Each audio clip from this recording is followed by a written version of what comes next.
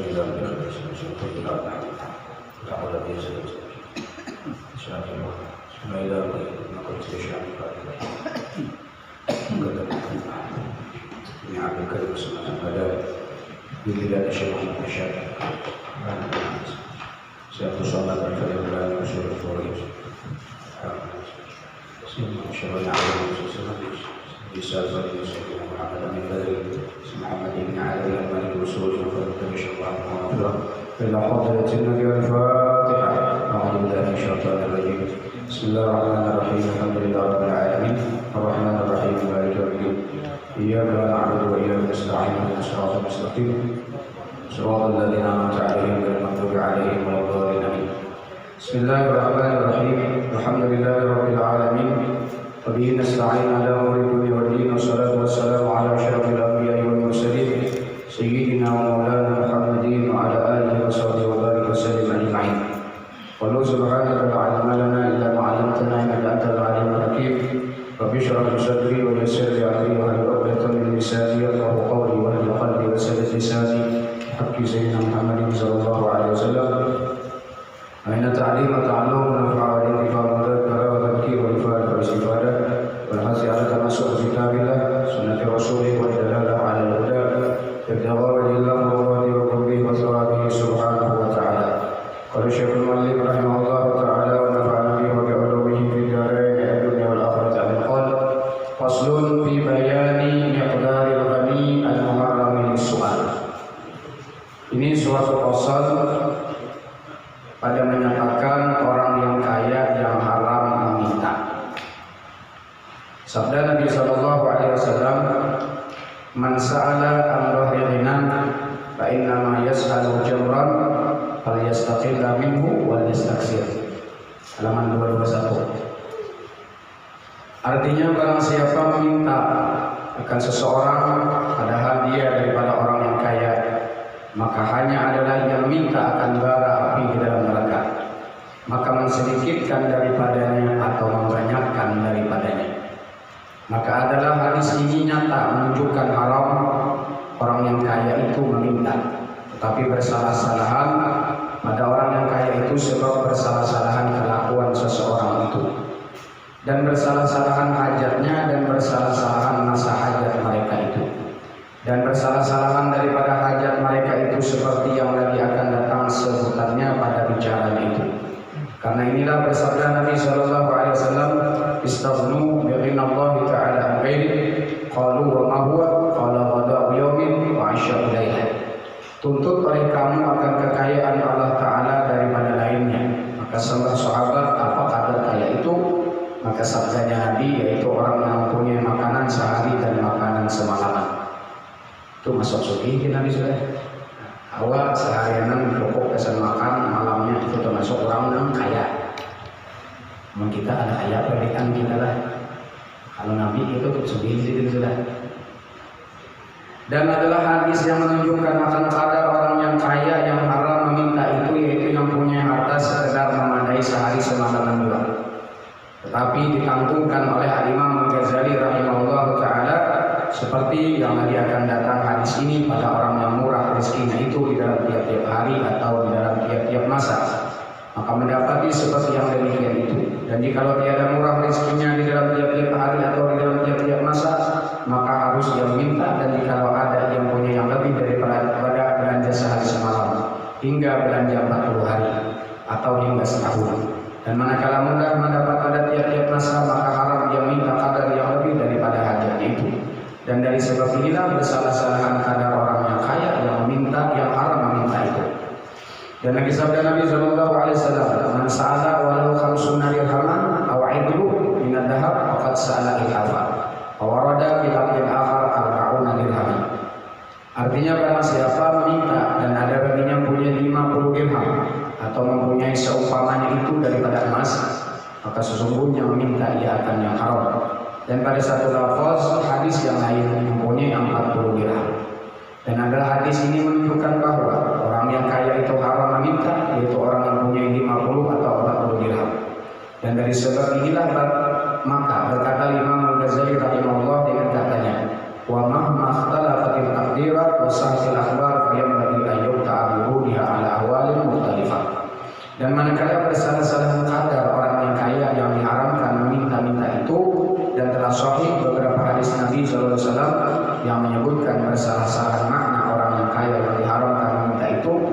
Keseyogiannya bahwa yakin dengan datang beberapa hadis yang menyebutkan yang demikian itu atas beberapa kelakuan yang bersalah-salahan pada makna kaya itu. Karena bahwa sebenarnya di dalam taksim bagian itu tiada ia melainkan satu dua, dan adalah yang ditakdirkan itu satu, yang tiada bersalah-salahan di dalam makna kaya itu, yaitu dia dapat ditakdirkan, dan adalah hadis-hadis mengetahui makna kaya yang diharamkan meminta itu dengan taklif, yakni dengan berhampiran jual, dan tidak sempurna mengetahui akan yang demikian itu melainkan dengan mengetahui bagiannya yang meliputi akan beberapa kelakuan orang yang berkehendak kepada meminta itu. Dan dari karena inilah menyebutkan Imam Al-Ghazali rahimahullah ta'ala akan bagian orang yang muhtaj itu dengan katanya, orang yang berhajat itu dengan katanya, fanaqulu qala Rasulullah sallallahu alaihi wasallam la haqqa ibni Adam illa fi thalath, ta'amin yuqimu bihi sulbah, wa thawbin yuwari awratah, wa baitin yaskunuhu, wa ma zada bahwa isab, wa naj'al hadhihi thalath aslan fil hajat li bayan ajnasiha wa nadari bil ajnas wa nabadi wa awqat. Maka kami berkata, telah bersabda Nabi sallallahu alaihi wasallam, tiada hak bagi anak Adam itu melainkan tiga perkara. Pertama, makanan yang mendirikan dengan dia akan pinggangnya karena berbuat ibadah. Kedua, kain yang menutup dengan dia akan auratnya. Ketiga, rumah yang menaunginya daripada panas dan sejuk. Maka barang yang lebih daripada sekedar yang demikian itu, maka itu di atasnya beberapa hisab di dalam akhirat. Maka kami jadikan yang tiga ini asal di dalam segala hajat, bagi menyatakan segala jenis hajat itu, dan bagi menyatakan motor di dalam jenisnya, perbandingan di dalam jenisnya dan segala takdirnya dan segala masa hajat itu. Dan menyatakan pula Imam Al-Ghazali rahimahullah akan segala jenis hajat itu dengan katanya, fa'amal anisla ajinas fa'iyya hadil thalath fil haqu biyama fi ma'na. Maka ada pun segala jenis hajat itu, maka itu yang tiga perkara yang tersebut dalam hadis Nabi SAW itu, yaitu makanan dan pakaian dan rumah tempat kediaman, dan diperhubungkan dengan dia akan barang yang di dalam maknanya, dan diperhubungkan hajat itu akan sewa bagi kendaraan orang musafir yang tidak kuasa atas berjalan kaki. Dan demikian lagi diperhubungkan segala hajat yang berlaku seperti kelakuan itu, yaitu daripada segala hajat yang dicita-cita yang tersebut dahulu itu, dan diperhubungkan pula dengan hajat dirinya itu segala hajat istrinya dan segala hajat anak-anaknya dan tiap-tiap orang yang wajib atasnya menanggung akan nafkah itu. Dan menyatakan pula Imam Al-Ghazali rahimahullah akan segala kadar hajat pakaian dengan katanya, wa amman maqadiru fasawdu ra'ufihi ma yaliqu bidawil wa huwa thawbun wahidun wa qamisun wa mindilun wa sarawun wa madasun. Dan adapun segala takdir itu, maka itu dipeliharakan di dalamnya kain yang patut bagi orang yang punya agama itu, dan yaitu pakaian yang satu seperti satu baju dan satu sapu tangan dan satu sirwal selawat dan satu sorban dan satu kopiah dan satu kaus dan barang sebagainya. Maka adapun yang kedua daripada tiap-tiap jenis pakaian itu, maka terkaya daripadanya, yakni apabila ada padanya tiap-tiap satu daripada pakaian itu satu, maka tidak harus dia minta akan lebih daripada satu itu. Dan dikiaskan oleh rumah atas ini akan segala barang keperluan yang di dalam rumah sekalian. Dan Nabi seyogianya bahwa jangan menutup pakaian yang halus-halus, dan jangan menutup segala bejana daripada tembaga merah atau tembaga kuning, jikalau ada yang dalamnya itu bejana pinggan tanah atau periuk tanah yang dibakar, maka terkaya ia daripada lainnya dan tidak ia berhajat kepada lainnya. Dan adalah kamu simpunkan daripada jenis pakaian itu atas kasar-kasar daripada jenis pakaian itu, selama tiada dia di dalam sehabis-habis jauh daripada adat orang yang lain dalam masa itu. Dan Nabi menyatakan Imam Al-Ghazali rahimahullah akan kadar makanan dalam sehari semalam itu dengan katanya, wa ma ta'am qadru fil yawmudun wa huwa mabda'u syarah. Dan adapun makanan yang muhtad yang dihajatkan akan dia itu, maka kadarnya itu di dalam sehari semalam itu satu mud jual selitar, yaitu yang ditakdirkan akan dia oleh syarak, dan yaitu satu rubu dan 6 fitrah. Satu rubu, satu dari perdapat seperempat dan 6 fitrah. Dan adalah naur makanan, macam-macam makanan itu, yaitu tiap-tiap makanan yang mengenyangkan yang galib pada adat negeri itu, dan jikalau gandum syair sekalipun, dan lauknya senantiasa bertengkaran itu berlebih juga, dan memutuskan akan dia dengan sekali-kali itu memberi mudarat pula. Maka di dalam menuntut akan lauknya itu di dalam setengah waktu itu dimudahkan oleh syarat, yang diharuskan di dalam setengah masa minta lauk makanan itu seperti yang tersebut dalam pasal yang terdahulu itu. Dan menyatakan pula Imam Al-Ghazali rahimahullah akan kadar tempat rumah kediaman yang mutas akan itu dengan katanya, wa amal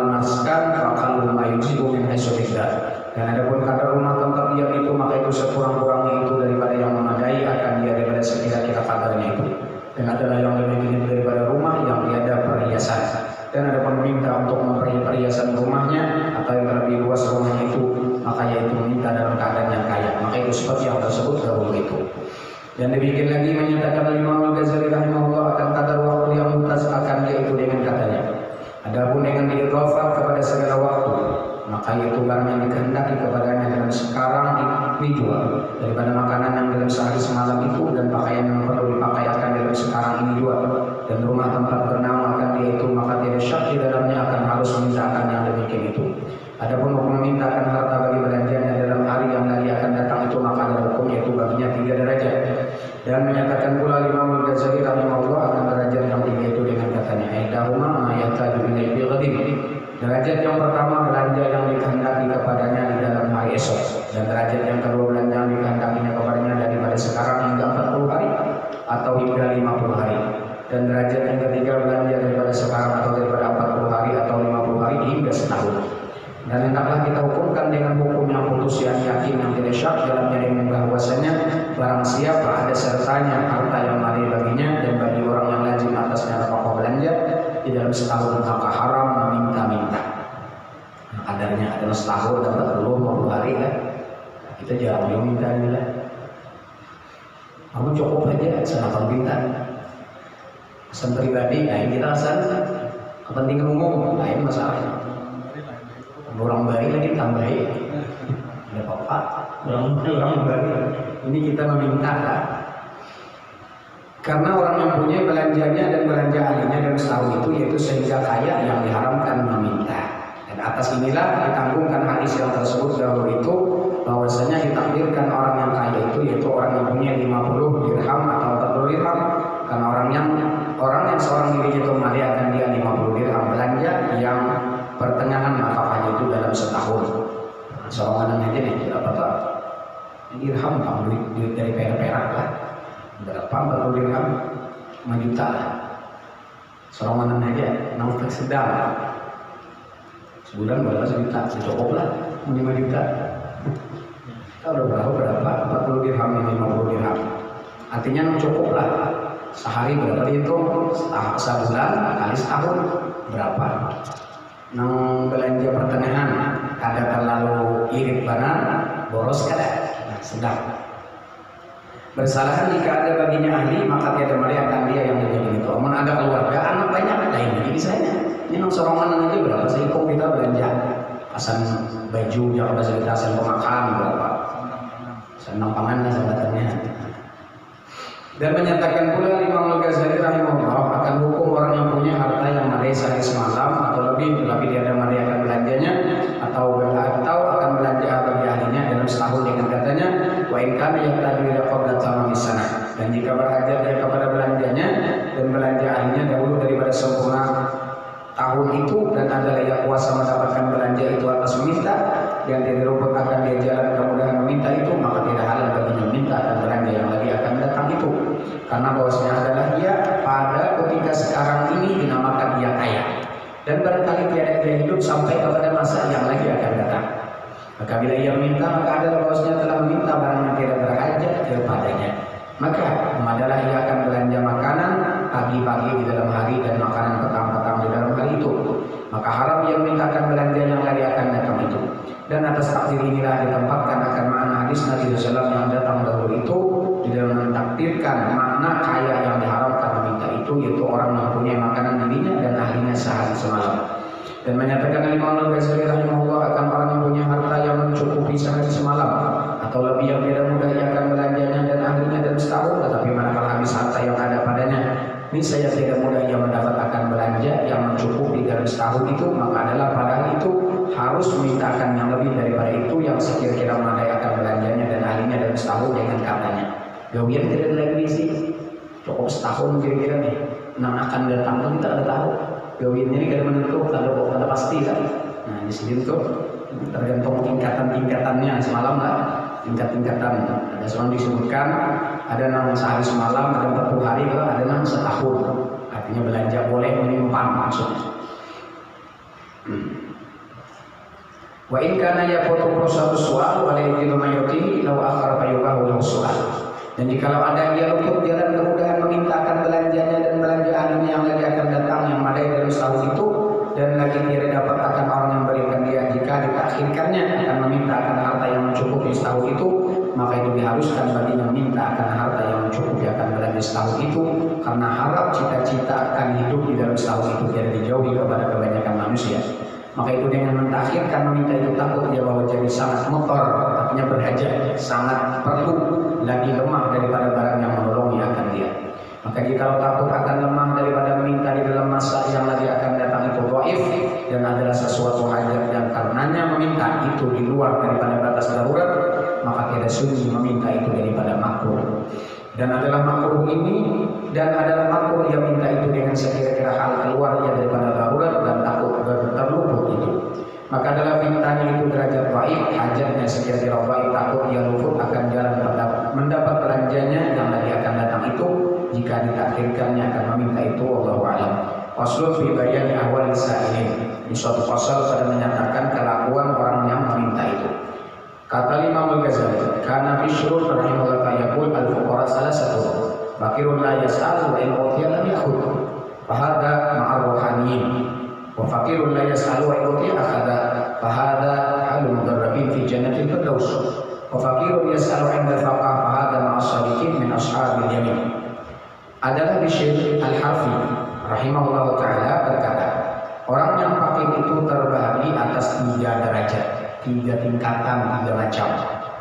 Pertama, fakir yang tiada meminta dan jikalau diberi akan dia maka tiada ia mengambil akan pemberian orang itu, yakni tiada ia mengambil akan harta yang lebih daripada hajatnya itu.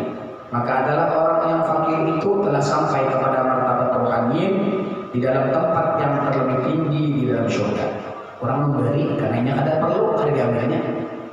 Tapinya mengambil tadi karena memang ada hajat untuk menjaga diri, bukan untuk pamernya. Jadi orang boleh di hadapan orang tidak ada mengambil, banyak orang beribuan mengancam mengambil. Nah, berarti itu ada tujuan supaya dipuji oleh manusia. Kedua, orang yang fakir yang tiada meminta. Sini tidak ada meminta, tetapi jikalau diberi akan dia oleh orang, niscaya mengambil ia akan pemberian itu. Maka adalah orang yang fakir ini serta martabat orang yang muqarrabin di dalam surga yang bernama Firdaus. Firdaus nih, kalau tadi paling tinggi ma'ar rohaniyin. Ketiga, orang yang fakir yang meminta akan harta sekedar hajatnya pada ketika papa, pada ketika susahnya. Maka adalah orang yang fakir ini serta martabat orang yang benar daripada ashabul yamin, yakni orang yang mengambil suratannya di dalam akhirat itu dengan tangannya yang kanan. Ada bapak di sini kan ini bahagia. Cuman paling rendah ini derajatnya. Kemudian berkata Imam Al-Ghazali rahimahullahu taala, qad tabayyana bi hada ahwalul fuqara al-khamsu allati syaramat bi sabri hadzal bab. Wa inna su'al wa in kana an darurah wa hajah fala budda ay yanqusa 'an darajah.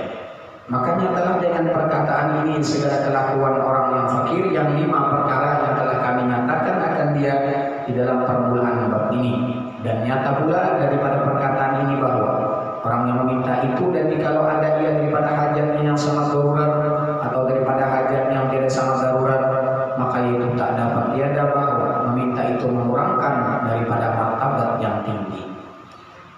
Dan dari karena inilah berkata Sayyidina Syafiq al-Balkhi rahimahullah ta'ala bagi Sayyidina Ibrahim bin Adham rahimahullah ta'ala pada ketika ia datang kepadanya daripada negeri Khurasan dengan katanya, kaifa taraktal fuqara min ashabi?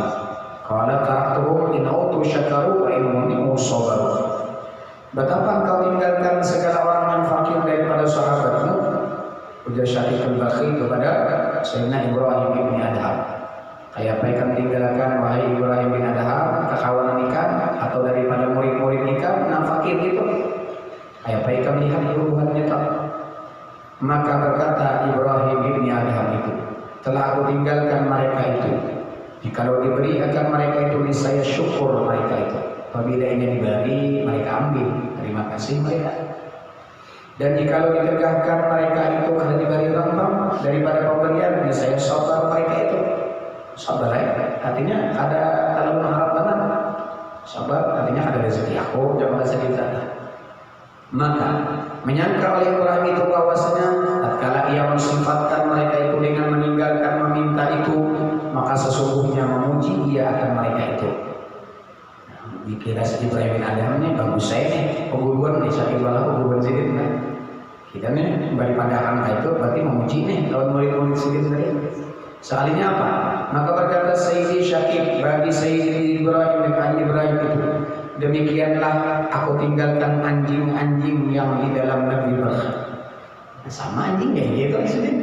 Anjing kalau bila dijulung yang tahu mana benar, yang ada dijulung julur ini. Bila dijulung macam mana? Itu orang ada bagian anjing sih.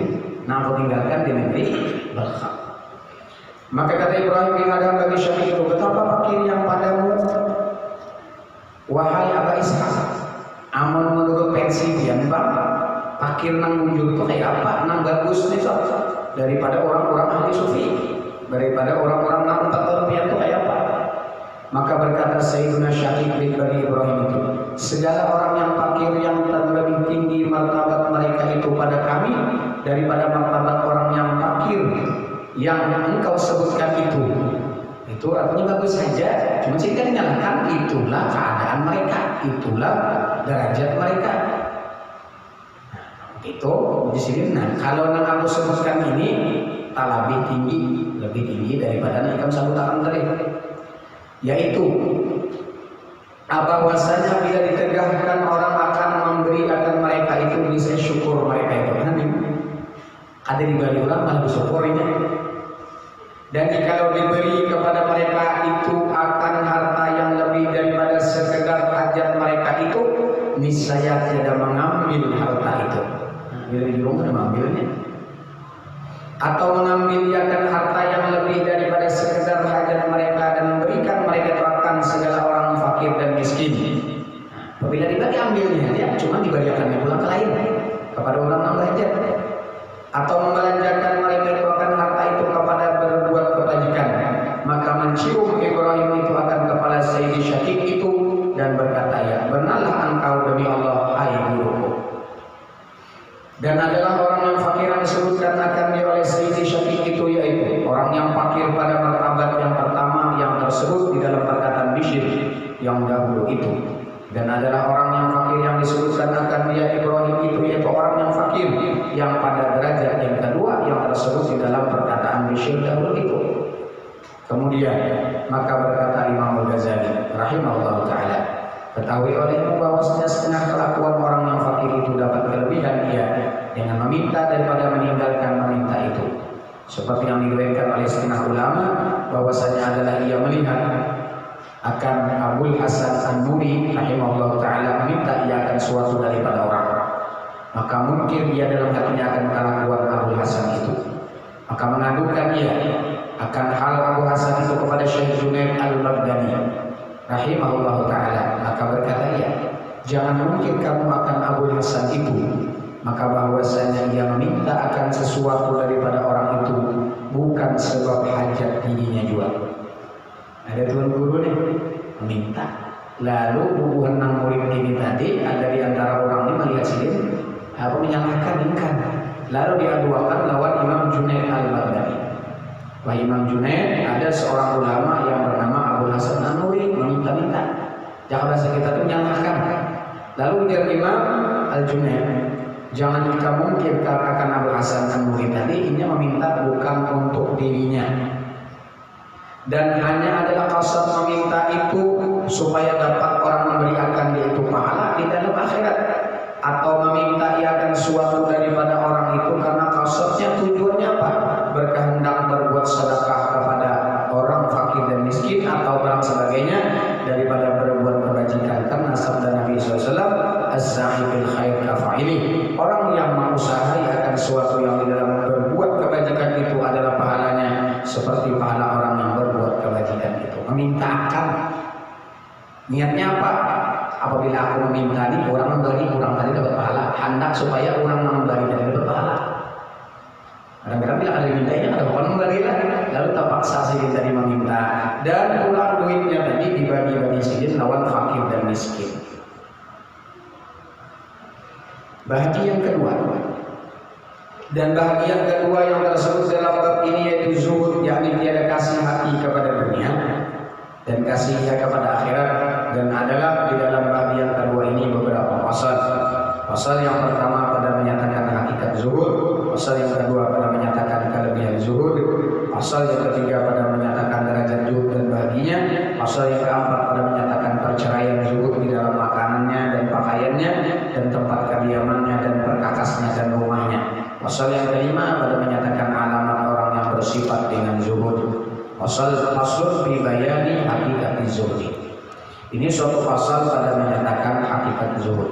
Kata Imam Al-Ghazali rahimahullah taala, hakikat zuhudi antara ghaba 'an syai'i wa ta'dila ghairi. Dan adalah hakikat zuhud itu bahwa engkau meninggalkan daripada sesuatu yang engkau kasih akan dia, dan engkau berpaling daripadanya kepada sesuatu yang lain daripadanya. Maka barang siapa meninggalkan kasih akan dunia dan gemar ia akan meninggalkan sesuatu daripadanya, dan gemar ia akan sesuatu dalam akhirat, maka itu dinamakan akan dia zahid. Dan adalah yang terlebih tinggi segala derajat dalam zahid itu, yaitu bahwasanya kau tinggalkan gemar daripada tiap-tiap sesuatu yang lain daripada Allah Ta'ala, hingga kau tinggalkan gemar pada sesuatu yang di dalam akhirat. Dan adalah kau simpankan gemar itu di dalam kasih, maka Allah Ta'ala juga, dan tidak kau berkehendak gemar akan sesuatu yang lain daripada Allah Ta'ala.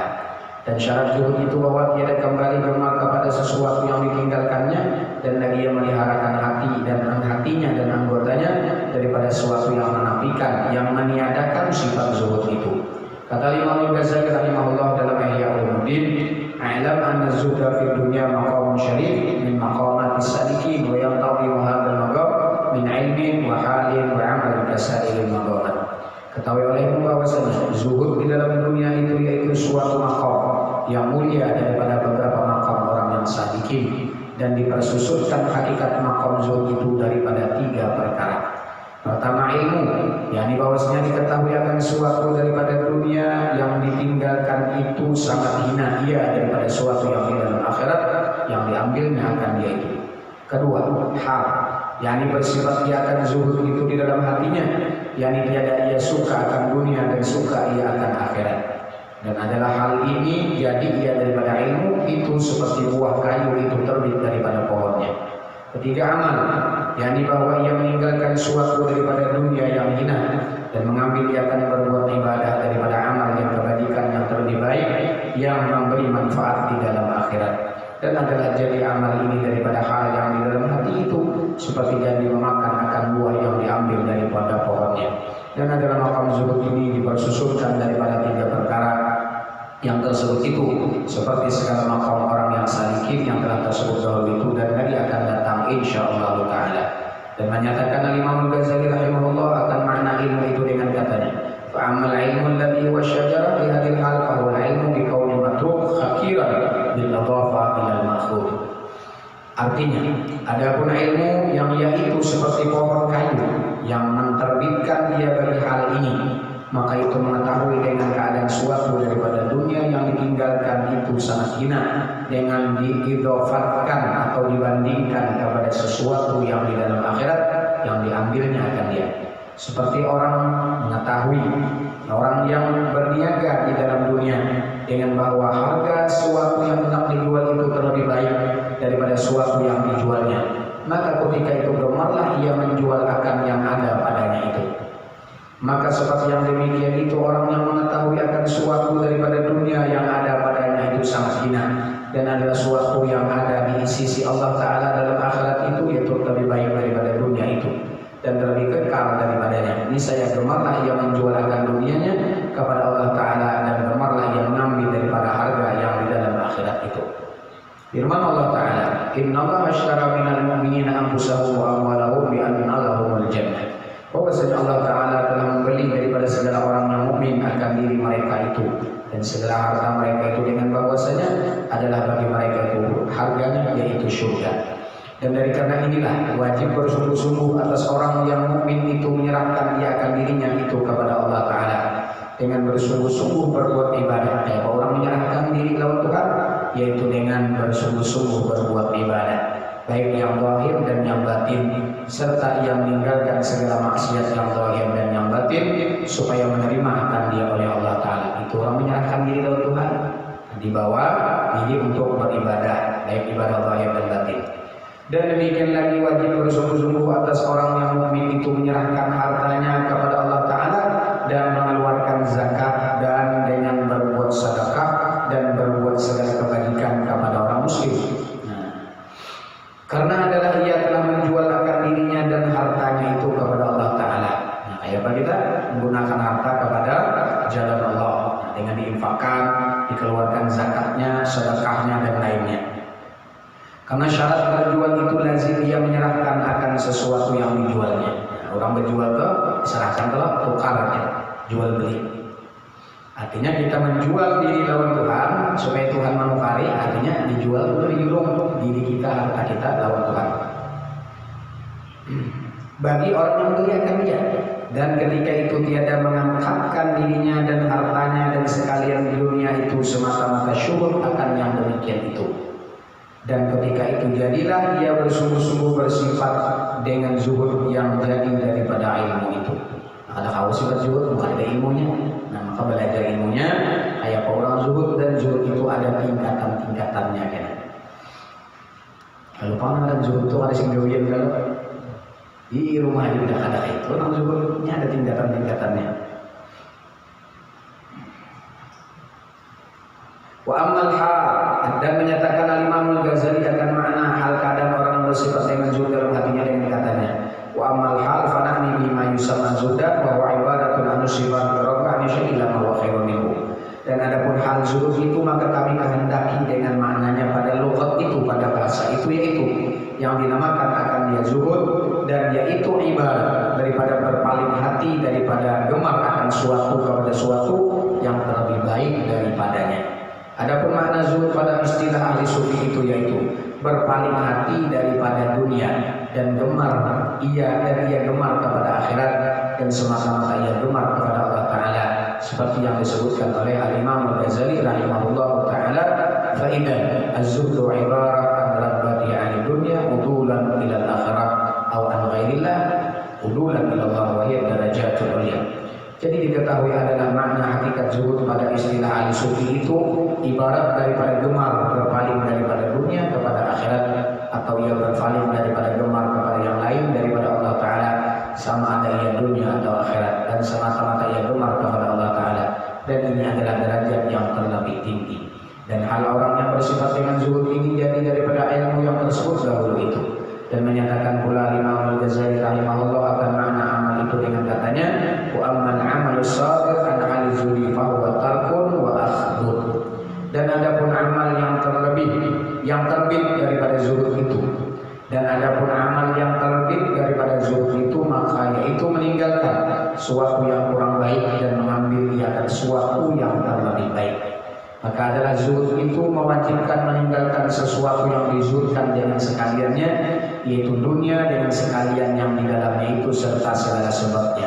Maka seyogianya dikeluarkan daripada hatinya akan kasih akan dunia itu, dan dimasukkan di dalam hatinya itu kasih akan taat yang beri manfaat di dalam akhirat itu.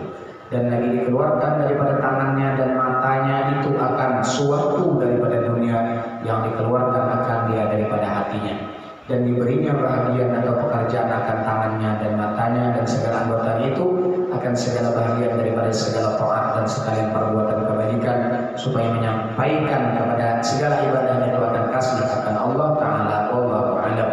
Faslun fi fadilati zuhud. Ini suatu pasal pada menyatakan kelebihan zuhud.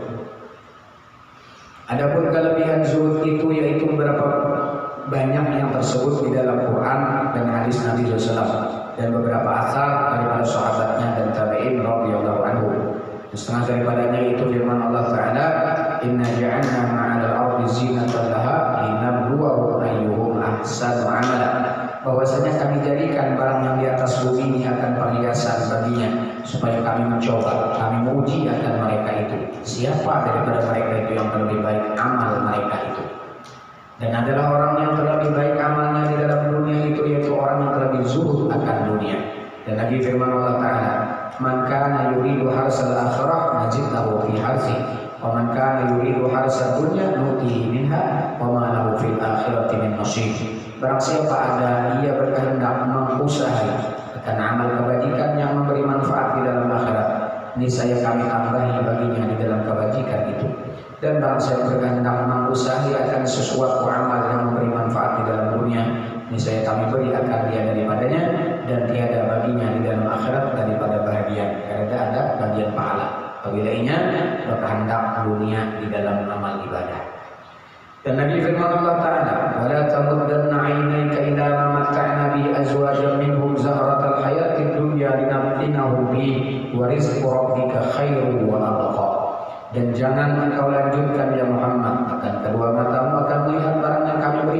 kemudian dia akan beberapa bahagia kesenangan dunia daripada setengah mereka itu sebagai perhiasan kehidupan di dalam dunia.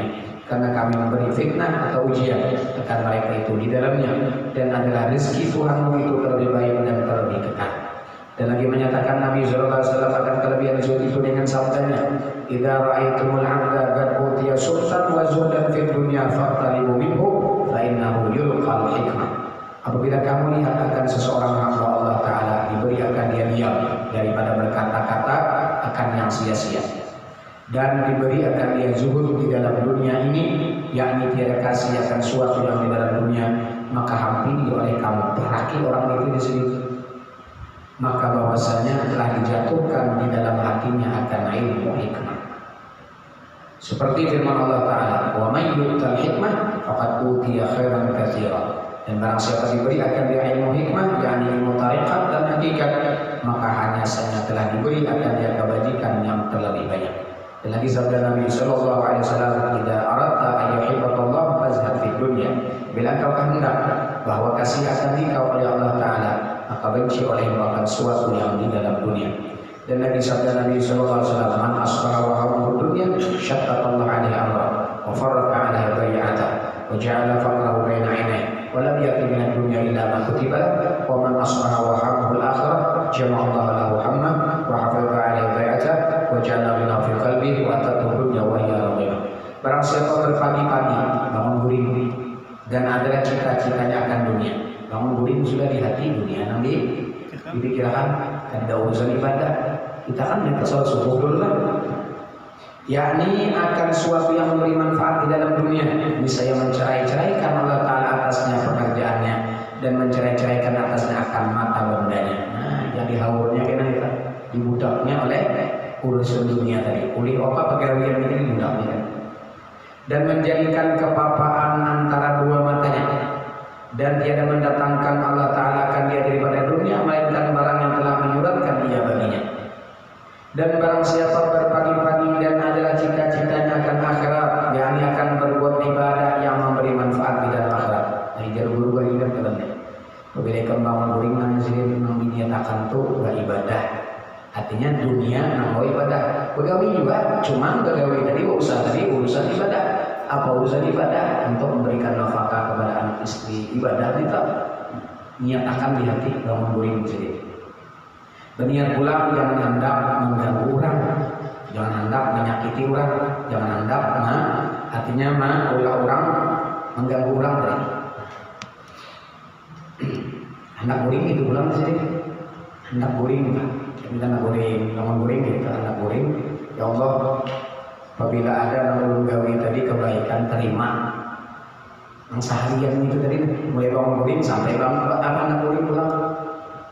Apabila ada ulun gawe ini tadi maksiat yang tidak engkau redai, ampuni. Dan apabila manusia ada nang menzalim ulun, umpama lah menyakiti ulun ridho, ulun halalakan ini. Dan jikalau ada ulun yang menyakiti orang, buka akan hatinya tadi supaya memberikan maaf ulun. Itu aja sih. Jadi orang guring niatakan yang baik, hendak guring pulang itu. Karena kita di dalam, apalagi bergaul pasti ada ya. Dan kadang-kadang orang tersinggung atau orang menganami kita karena kita zalim kitanya itu, serahkan Tuhan sendiri.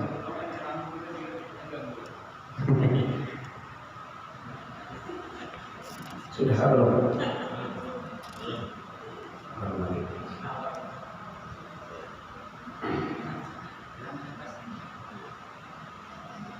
Dan datang akan dia dunia pada dia tergagah tunduk. Nah, ini harga dunianya cerita.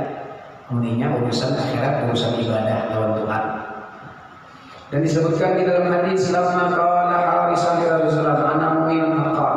Qala wa ma bika imani? Qala azabat nafsi 'anid dunya fastawa'in bi hajar wa wadahu wa ka'anni bil jannah wan nar wa ka'anni bi arsy rabbil barizat. Faqala sallallahu azamta arabta alzam 'abdun nawwara qalbaka bil iman. Dan tatkala bersabda Harisah bin Malik Al-Ansari radhiyallahu anhu bagi Rasulullah sallallahu alaihi wasallam dengan katanya, "Aku adalah mukmin sebenar-benarnya." Maka sabda Nabi sallallahu alaihi wasallam, "Apa hakikat iman engkau ya yang sebenar-benarnya. Kalau dia Nabi pada beriman kayak bagaimana kamu? Allah ini beriman Rasulullah yang wujud iman Allah kayak bagaimana kamu takutnya Nabi? Kamu jadi pada iman kamu wujud kayak bagaimana kamu? Maka sembahnya benci diriku daripada sesuatu di dalam dunia ini, maka bersamaan padaku batunya dan emasnya. Ada sama ada berbeda, orang batu emas dan mati itu sama. Dan seolah-olah aku berserta dengan surga dan neraka, dan seolah-olah aku berserta dengan arsy Tuhanku yang nyata ia. Maka sabda Nabi Sallallahu Alaihi Wasallam baginya, telah engkau ketahui akan hakikat iman itu ya Harisah, maka lazimkan olehmu yang demikian itu, yaitu sebenar-benar hamba Allah Ta'ala yang telah diterangi oleh Allah Ta'ala akan hatinya itu dengan iman. Dan kata-kata ditanya oleh seorang akan Rasulullah daripada makna firman Allah, mau paman yuridillah ayyahdiyahu yashrah sadrahu Islam, maka barang siapa dikehendaki Allah Ta'ala bahwasanya memberikan dia petunjuk niscaya membukakan akan dadanya hatinya itu bagi agama Islam. Apakah makna dibukakan itu? Maka sabdanya Nabi, innan nur idza dakhala al-qalba insyarah lahu sadru wa fatah, bahwasanya cahaya iman itu apabila masuk dia ke dalam hati niscaya terang baginya dan terbukalah dia. Maka ditanya orang bagi Rasulullah, ya Rasulullah, wa hal lidzalika min alamah? Qala na'am, at-tajafi 'an dari buruk wal inabah ila dari qulub wal istidad bil marqab dan usuli. Ya Rasulullah, adakah bagi yang demikian itu daripada alamat? Cirinya apa wahai Rasulullah? Tandanya apa? Nah, apabila iman nur iman tadi masuk maka terang hati dan terbuka, cirinya kayak apa? Alamatnya apa?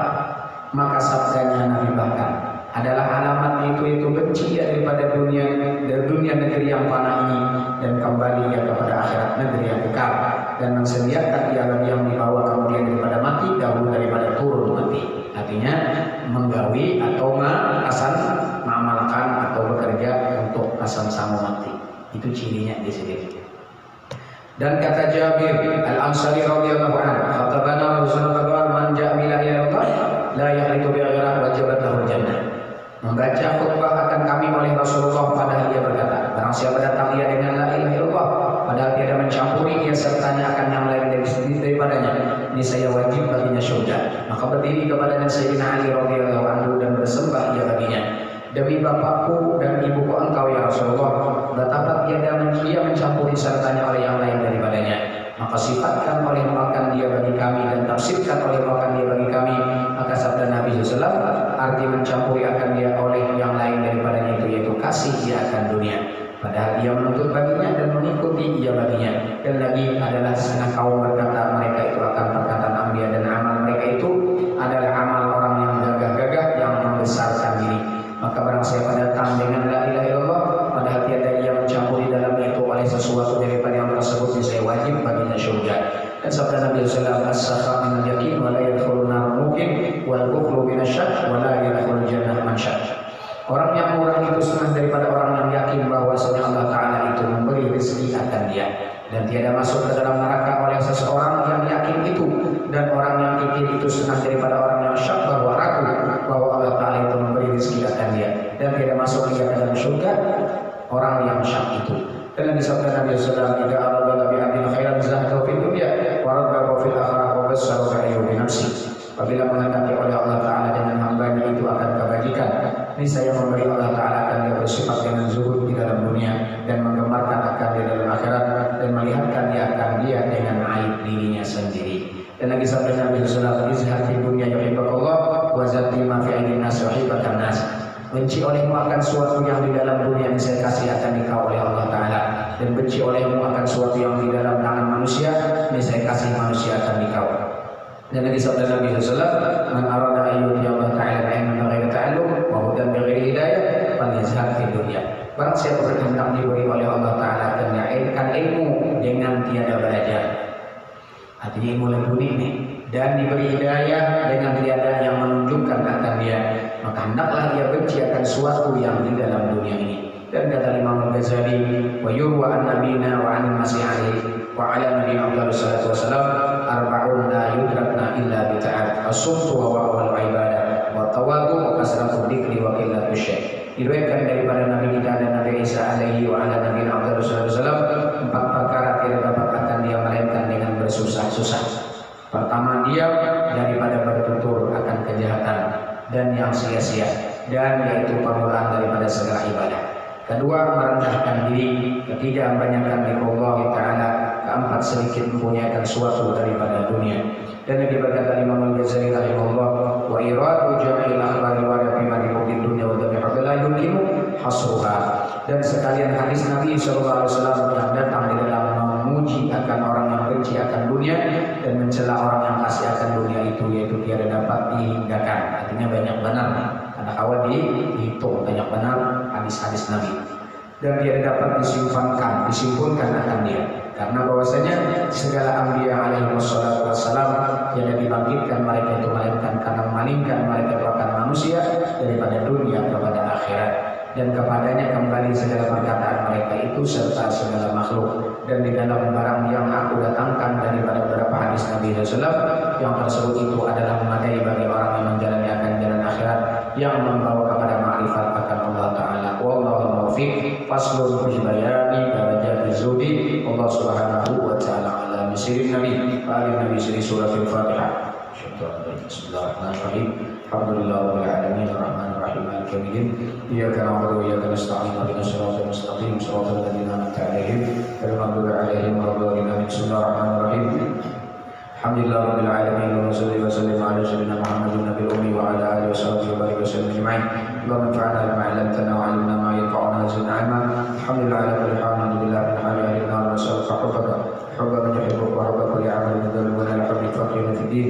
Allahumma faqihna fid din wa 'allimna ta'wil wa rzuqna fahman istiqamah wa ala kulli shay'in qadir. Wa masru 'ayyubana wa 'ayyubal mu'allimina 'anna wa la tadhhab barakati 'ulumihim 'anna. Allahumma innaka istawda'naka 'ilma ma 'allamtana wa ma qara'nahu wa ma tala'nahu warzuqhu ilayna 'inda ihtiyajina ilayhi wa la tunsinahu ya maulana ya rabbal alamin. Rabbana atina fid dunya hasanah wa fil akhirati hasanah wa qina adhaban nar. Sallallahu alaihi wa sallam.